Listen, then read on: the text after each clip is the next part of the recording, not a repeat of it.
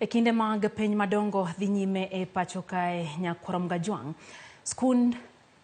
skunde mag Lorian kod Pura e kaunti ma Samburu pod odak gi kiondko ponono ni penjgi bende gibiro timo gi kwe. Matok ka joma ichich ne gin jokuoge jamne mawuok e kaunti ma Libamba, Monj aluora mar Nolkera kod Lol Molog kendo nego ji 3 ka gichielo gi magina.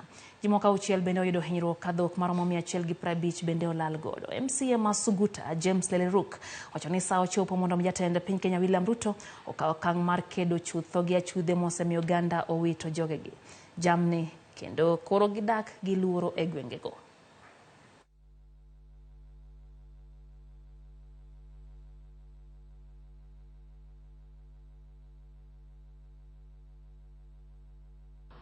So last night, around 1 a.m., we received 3 patients at our facility.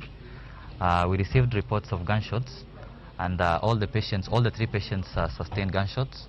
The first patient, all of them were male, sustained a gunshot to the back with an entry of the bullet without an exit. Kitu ambacho mimi nataka kusema ni kwamba serikali iongeze maafisa wa polisi na watie bidii katika hiyo kasi ya kumaliza hii ujambazi, kwa sababu sasa kila watu wamewasha yatima, watoto kila siku wanapoteza wasasi wanapoteza watoto, so unakuta ya kwamba kila siku ni kilio. Ningeomba huyu minister wa interior Honorable Kindiki tuashua ya kwamba Lorian Primary na Pura Primary watafanya mtihani yao salama kama wale watoto wengine.